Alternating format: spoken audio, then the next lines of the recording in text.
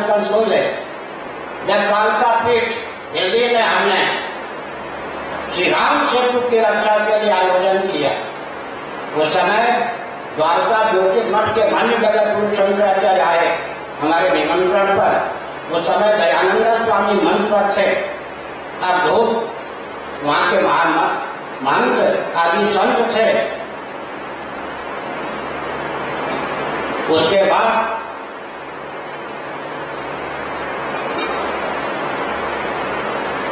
करुणानिधि की पार्टी का जहाज परिवार योजना मंत्री टीएन बालू ने क्या कहा मालूम है?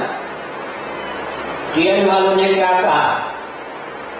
राम सेतु की रक्षा करने वाले देशद्रोही हैं, प्रगति में बाधक हैं, इनको देशद्रोह का दंड दिए बिना हम नहीं रहेंगे।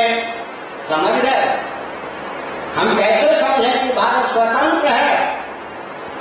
श्री राम सेतु की 17.5 लाख वर्ष प्राचीन राम सेतु है, नासा के उपग्रह के द्वारा चित्र प्राप्त हुआ।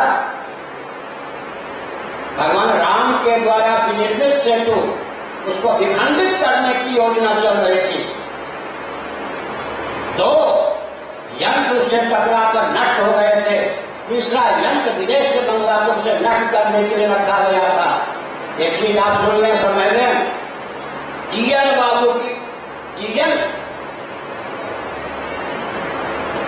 बालू की दृष्टि में श्री राम सेतु की रक्षा की भावना रखने वाले राष्ट्रद्रोही थे और राम सेतु को विखंडित करने वाले राजनेता राष्ट्रभक्त थे।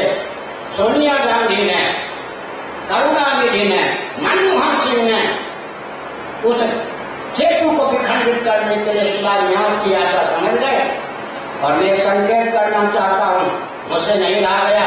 उस समय कलाम जी भारत के राष्ट्रपति थे। मैंने माध्यम भेजा कि मुझे बात करनी है। उन्होंने कहा साहिब का खूब बातचीत कर, शंकराचार्य हमारे यहाँ आ रहे हैं। 45 मिनटों तक मैंने बात की। वो अगवानी के लिए स्वयं आए, बड़ी विनम्रता पूर्वक उन्होंने बात सुनी और की। मैं अपनी बात नहीं कह रहा, उस समय के भारत के राष्ट्राध्यक्ष थे कलाम जी, उनका वाक्य मैं कह रहा हूं, वो अंग्रेजी में बोले, उसका हिंदी में अनुवाद दिया है। मेरा जन्म वहीं हुआ है जहां प्रभु राम के द्वारा विनिर्मित सेतु है, जिसे रामेश्वरम कहते हैं। ये कलाम जी के। और खेद की बात यह है कि अंग्रेजों को पता था कि सेतु है, लेकिन उन्होंने कभी भी सेतु को विखंडित करने का प्रयास नहीं किया। स्वतंत्र भारत में प्रभु राम के द्वारा विनिर्मित सेतु को विखंडित करने की योजना, इससे अधिक दुख हमारे लिए क्या हो सकती है? कलाम जी के वाक्य हैं भारत के राष्ट्रपति। जब मैं चीन की सीमा से पंढरपुर होते हुए रामेश्वरम की यात्रा कर रहा था, रामेश्वरम की इसी तरह से मुर्दाबाद जिंदाबाद नहीं, 5000 व्यक्ति मेरे पास पंढरपुर में थे।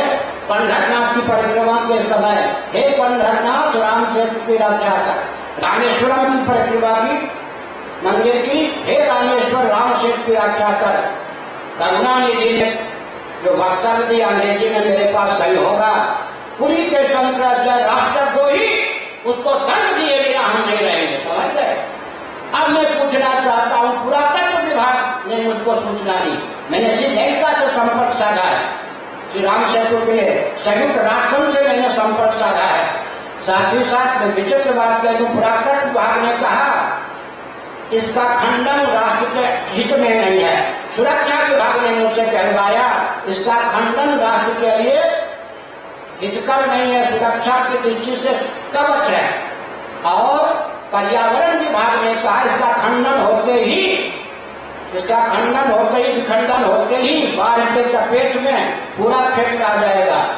अर्थशास्त्र के विशेषज्ञों ने कहा नीला वो जो अम्ल ईंधन बनता है वो राम सेतु के कारण, श्री राम सेतु के कारण वहां की बालिका में 15% अम्ल ईंधन है। अंग्रेजी नाम मैं भी भूल रहा हूं। 15% हमारे अरबों की संपत्ति हमको प्राप्त है। और यहाँ हमारे अरबों की संपत्ति राम सेतु के कारण प्राप्त है। और जो योजना बनाई गई है उससे आर्थिक दृष्टि से भी हानि है। इतना सब कुछ होने पर भी मुझे राष्ट्रद्रोही कहा गया। इसी भाई का लाल का साहस तो नहीं हुआ तो मुझसे भेड़ या मुंह मिला रहे।